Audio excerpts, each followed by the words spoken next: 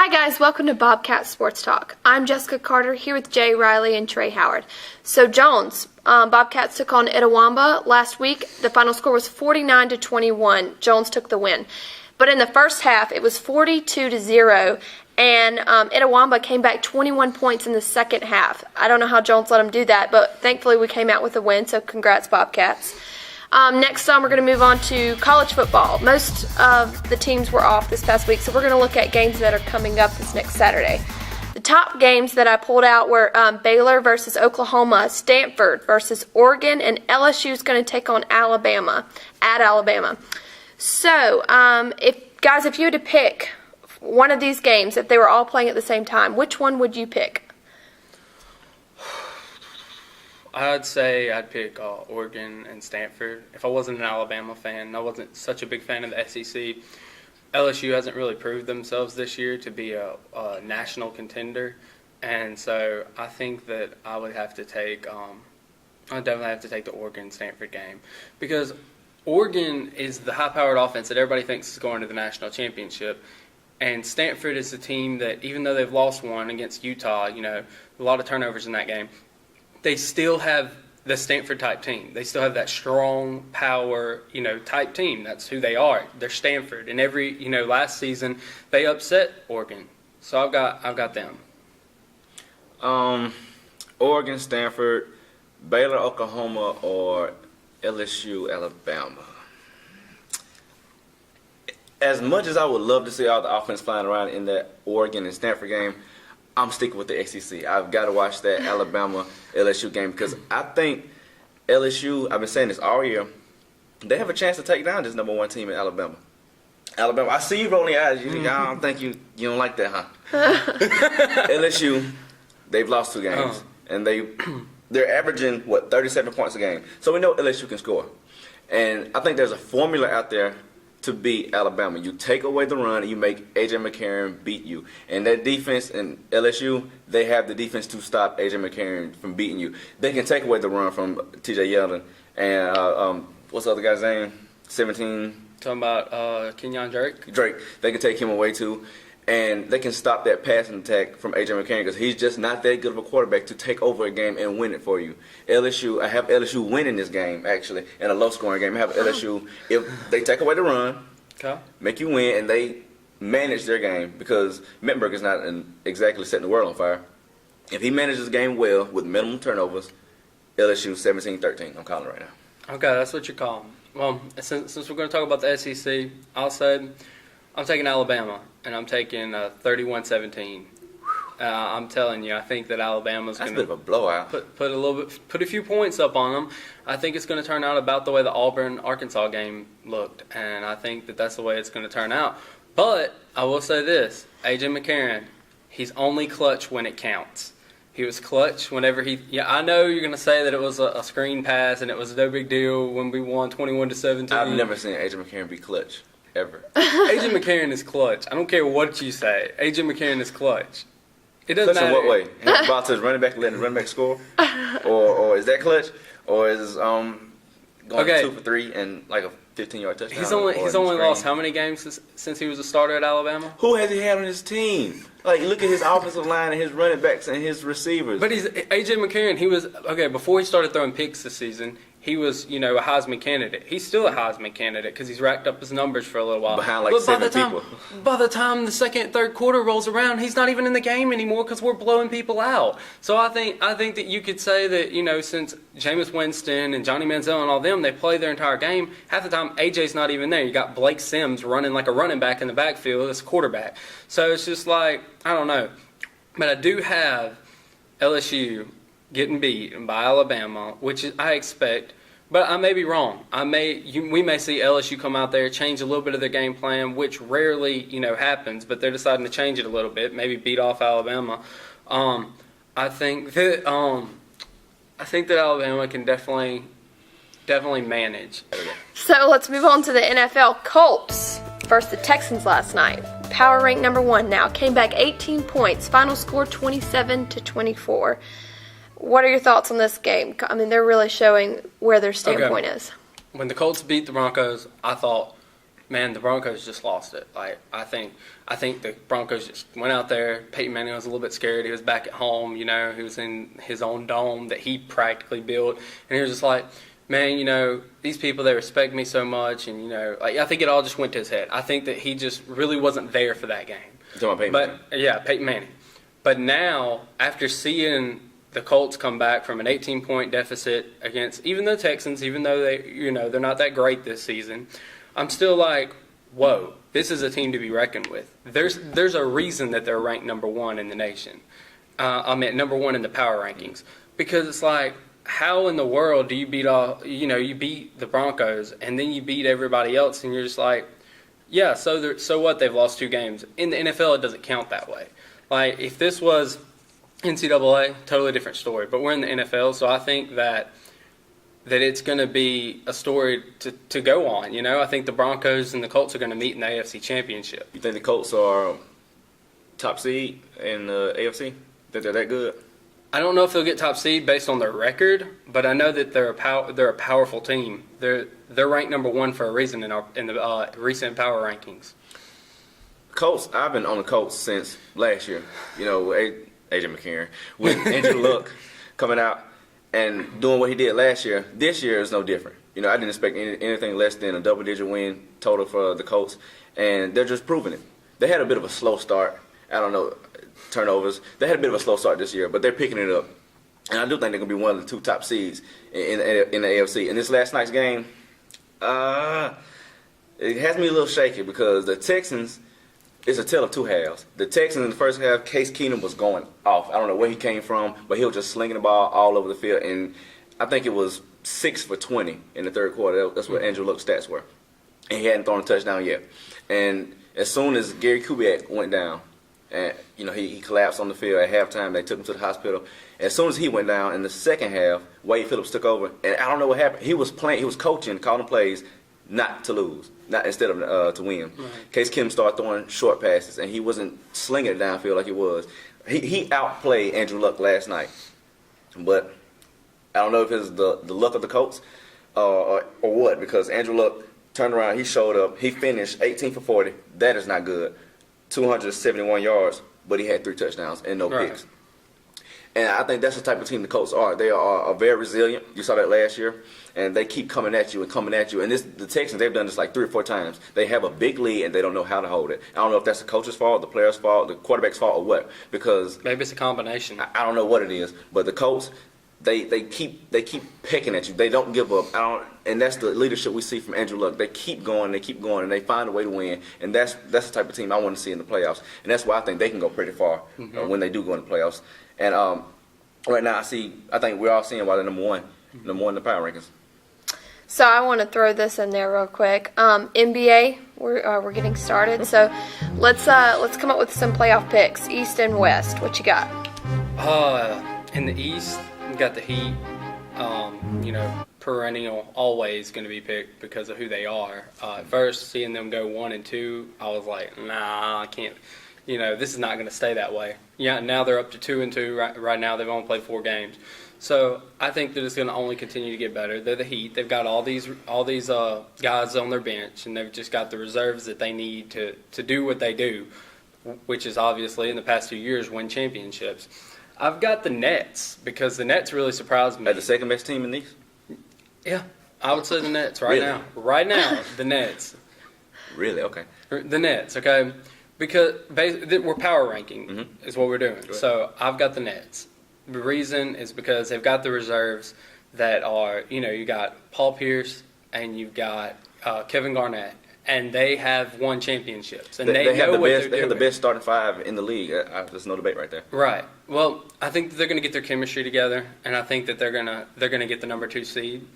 I think the Pacers are my third pick because the Pacers have what it takes. I just don't know if they're going to manage to pull it off, The Bulls. I love Derrick Rose. Now, maybe I'm on the bandwagon with Derrick Rose and saying, maybe it's all Derrick Rose. He's the next Michael Jordan. No, I think that the team handled itself so well last year without him. Adding him back to the picture, they're going to be a playoff team. Will they win it all? That's yet to be decided. But I think that right now they've got a playoff team. They just need to keep working and get him back to where he was. That year that he won the MVP. I think that when he gets back to that type of shape, he'll be okay.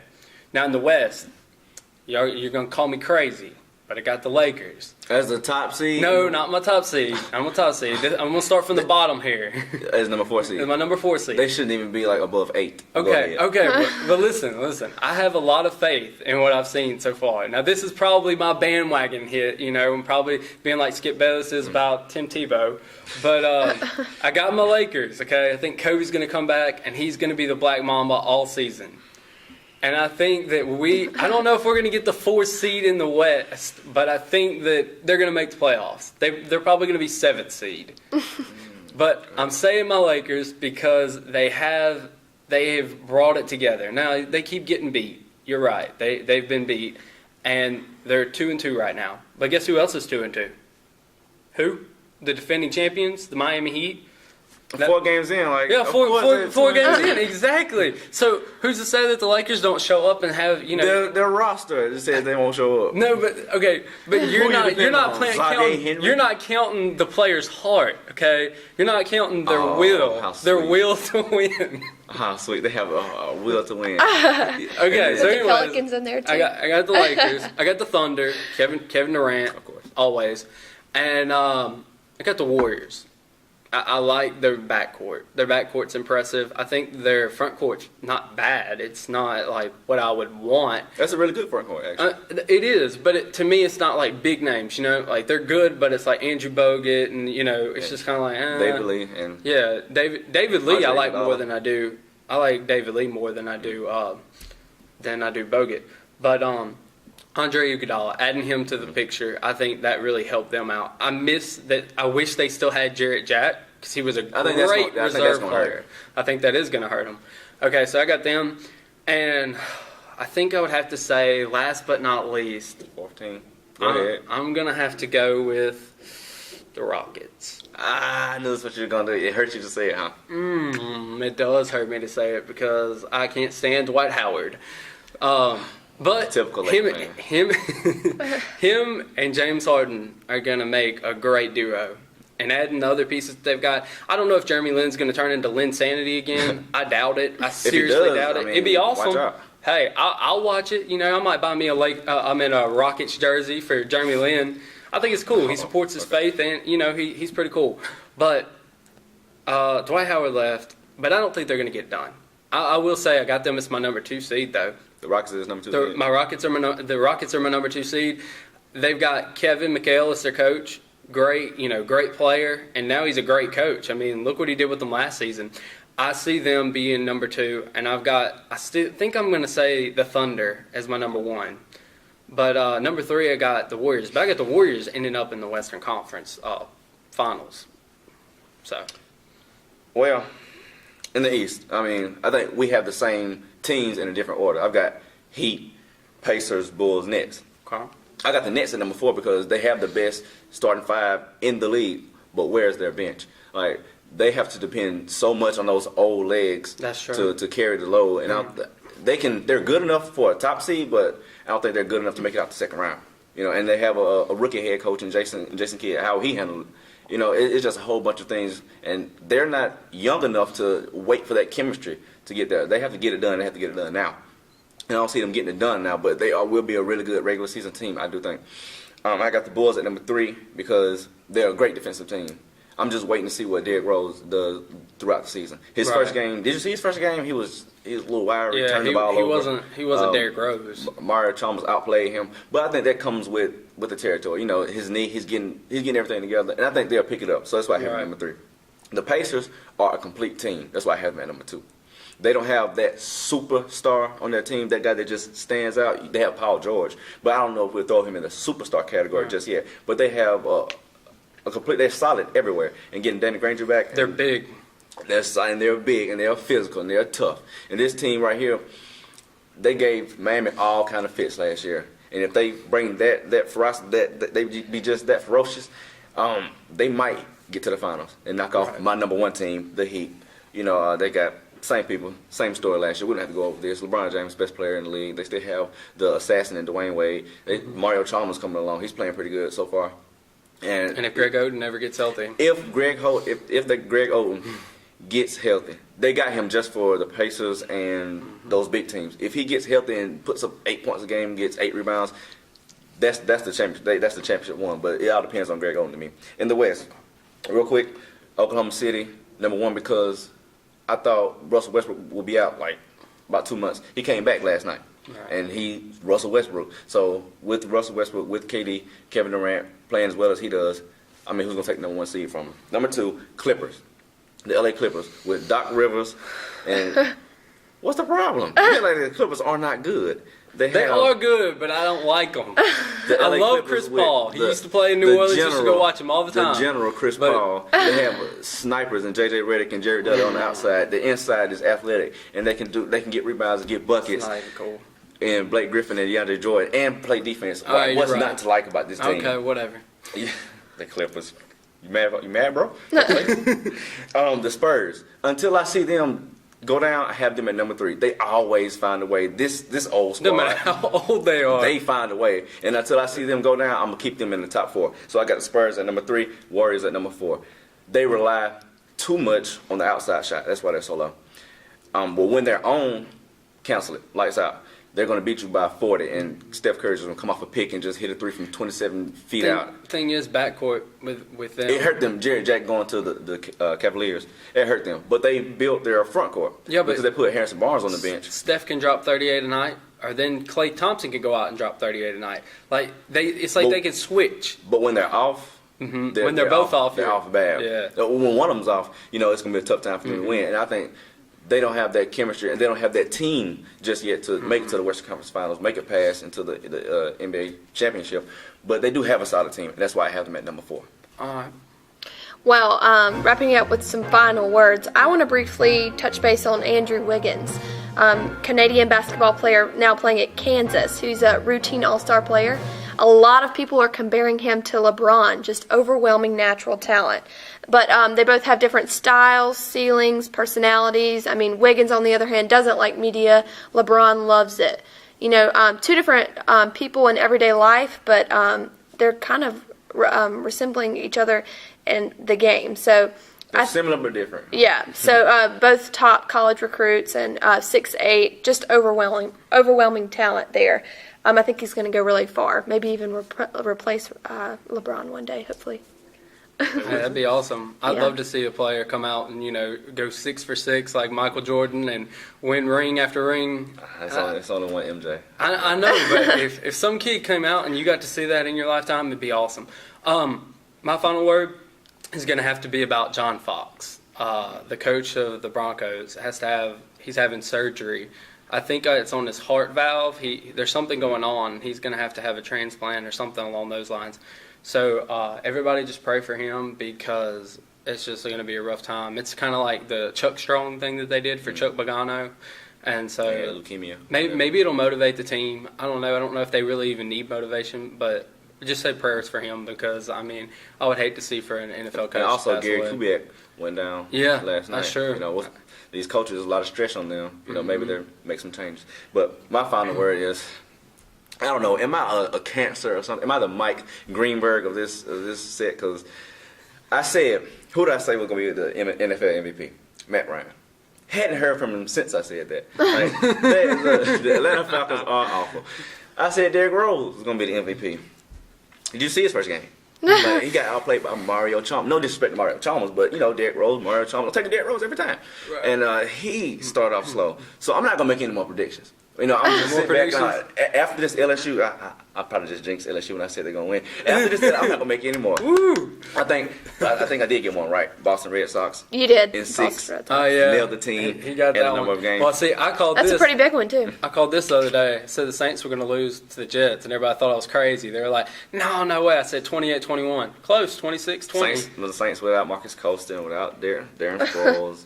Jimmy Graham's. But I called it. That's the point. I made the prediction and it happened. So I feel good about it. It did. Well, that wraps up all our topics this week on Bobcat Sports Talk. Please come out and support the Bobcats coming up. They're taking on East Mississippi for the state championship. So please come out and support us. It's a big game. A big game. Same offense. I think it's going to be a really great matchup. But thank you for joining us this week on Bobcat Sports Talk. I'm Jessica Carter here with Jay Riley and Trey Howard.